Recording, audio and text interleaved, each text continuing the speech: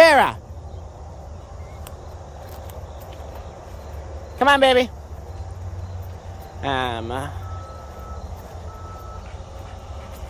Good girl. Good morning, guys. It is Emery on the farm with you, and I am just walking around to show you what's going on this morning. So we've got Mary on a windowsill, Kara's walking around with me. We are, let's see, it's pretty early in the morning. We've got Sam starting on stalls in here, getting all of the stalls for the baby Nigerians cleaned out. They're all outside because it's a beautiful morning, so they're all out that way playing around. So we got that going on in the Nigerian barn. Out this way, we've still got dew all over the grass. We'll go out and see the dogs real quick. Over here you get a nice feel for how pretty the mornings are around here.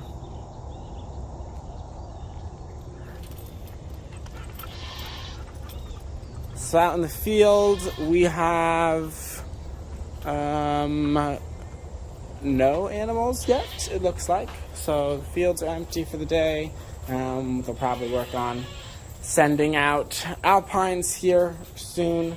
The milk barn will get milking here pretty soon as well. And out here we've got 3 of the peers. So this is Thor, Summer, and Lacey. Oh no, this is CJ, Summer, and Lacey. Thor should be out here too, so there should be 4 out here. Kara's saying hey. So this is getting about to the time when it's about ready to be mowed again. So we'll be getting that done probably relatively soon. Up this way we've got the big barn. We'll go take a look at that real quick. And you can see we just put out, I'll walk up here so you can see. So our maples, which are, hey, no jumping, Kara. Our maples, which are getting bigger, finally, we went ahead and got fresh bedding around them to help with the nutrients. So we did that. This round bale's getting close to being done. You can see the sunlight streaming through the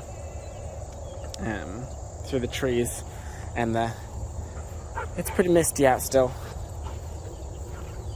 So this right here is how we get the tractor back to the big barn. This grass pathway here goes up, and then there's a gate right there that allows us to get onto our driveway. But I'm going to come down here onto the sidewalk. We'll head this way and take a look at the big barn.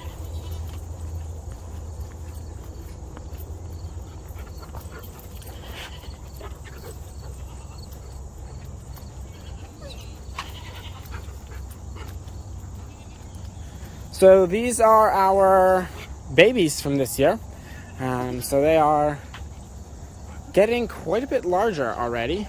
These guys are about ready to start pre-breeding stuff. So some of them should have gotten shots already, if not all of them. Or they should have gotten some of their shots already, if not all of them. And then over here, we've got a hay wagon that looks like they used all the hay already.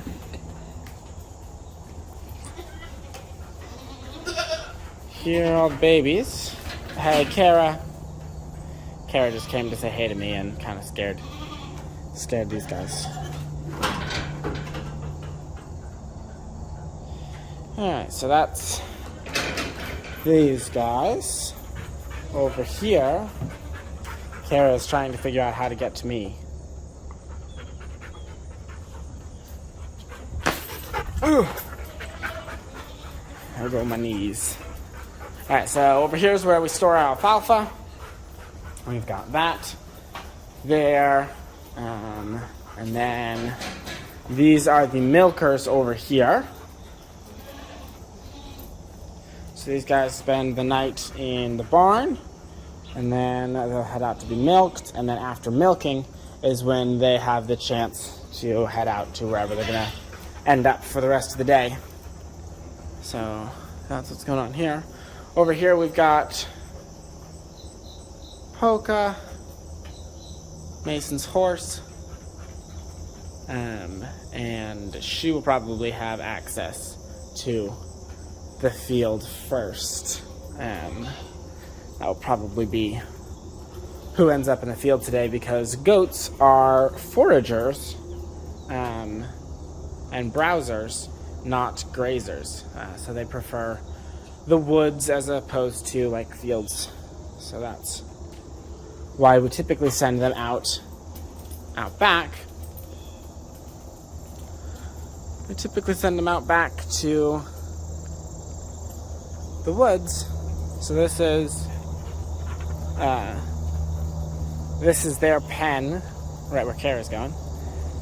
This is their pen to head out to the woods. So they head down this way or through this gate into one of their, this is the front pen here, and then that heads back to, I think, 3 large deep woodland pens.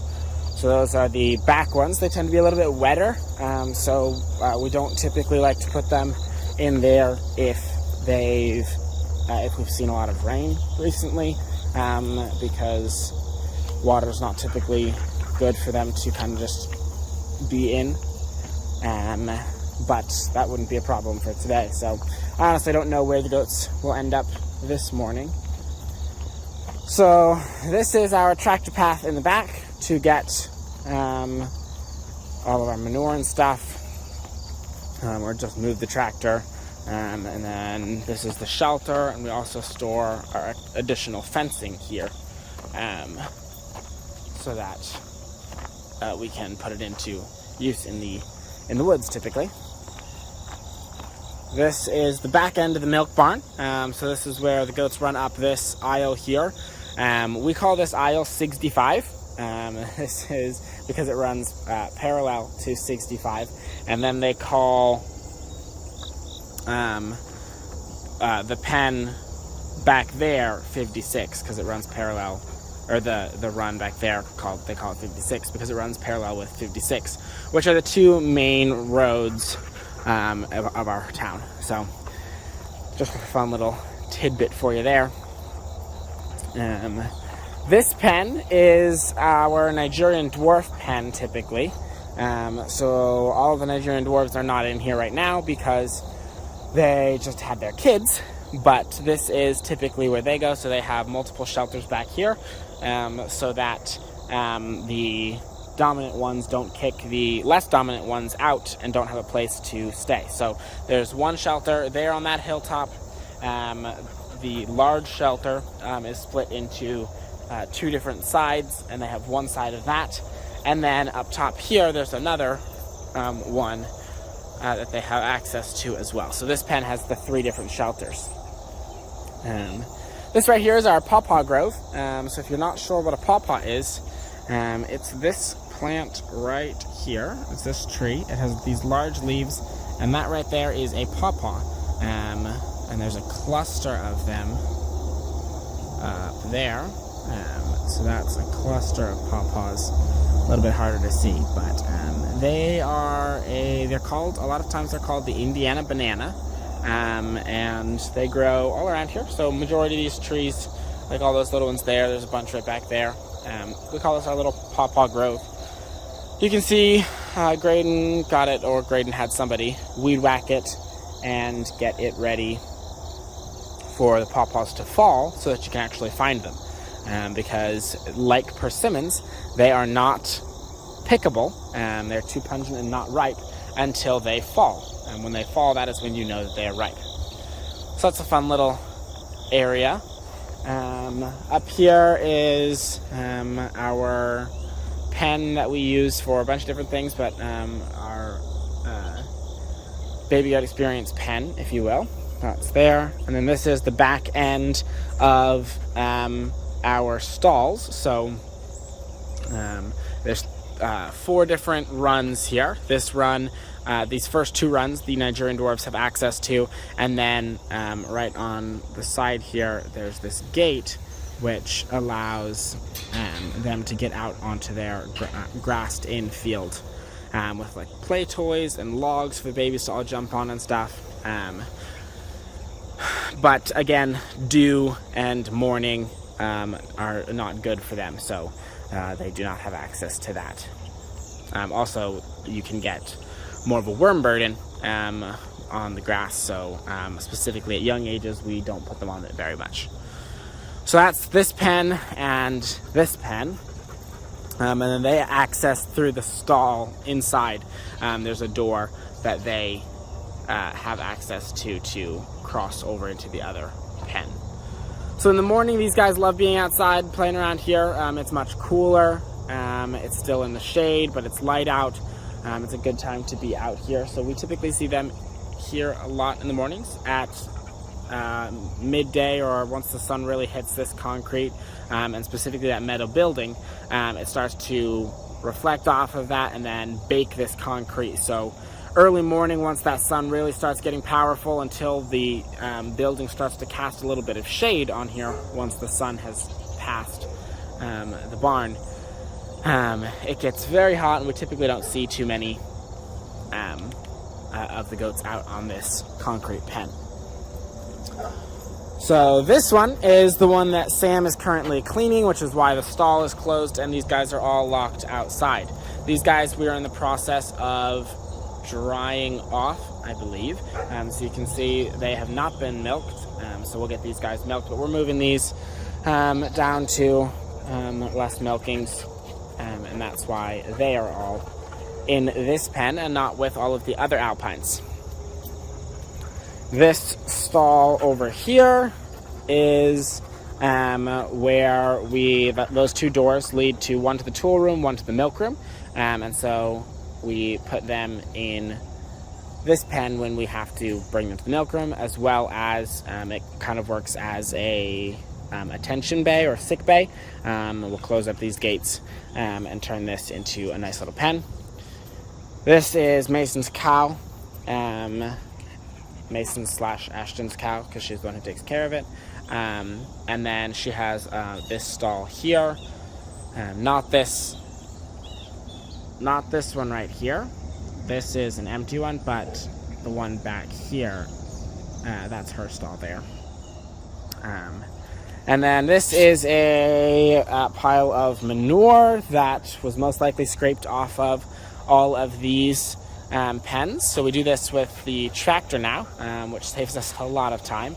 And most likely they pile it here until they are prepared to move it out to the manure pit. So I'm assuming that's why it's here. That, or they just ran out of time yesterday. But I would assume it's here until it's large enough for them to actually move it out there, because it doesn't make sense to just take a small little pile. Plus it can begin to compost here. This is also another empty pen. This is typically used for our Alpines. This is where we start the young babies off. So this right here is our bottle feeding area. So we'll bottle feed the babies there. They have a door here that they can access outside of, and then they can come into this pen to be outside.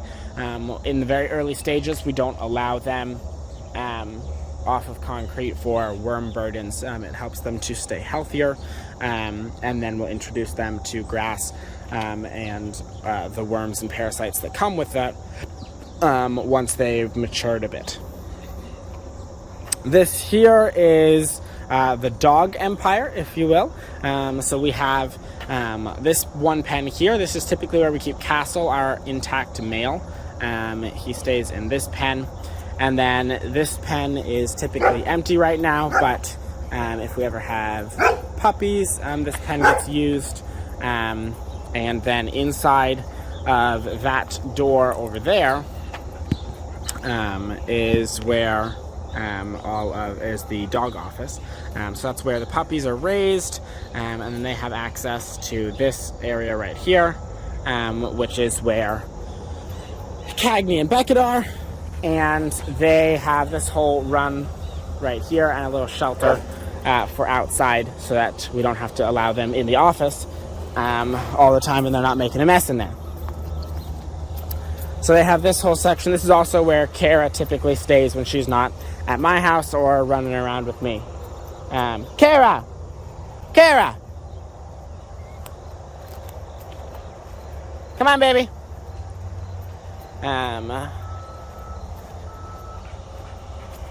Good girl. Alright, so this is all their pen. You can see we take down the grass because obviously they don't eat it. But we take it down pretty regularly so that they can run around in it and not be just sitting in it all the time. This here is the chicken pen. It is wet. You'll see this is one of the only places that we've kind of left a little bit marshy. The reason we've left this a little bit marshy is it attracts great bugs for the chickens, and it's also kind of a natural water source for them. And so they can drink water from that. They also have automatic waterers in their pen, but they like to spend it out here in this shade. So you can see early morning, it's got some nice sunshine in it, but then all these trees cover up from all of the late morning into evening sunshine when it gets really hot. So they would love sitting back here. There's lots of scratching spots for them, and this pen is pretty decently sized. So we've got some sycamores and other trees growing in here, as well as some elderberries, which like to drop all the little elderberries and provide additional food for them. So that's there. And then up this way, we've got the garden. Clara, come on. Up this way, we've got the garden.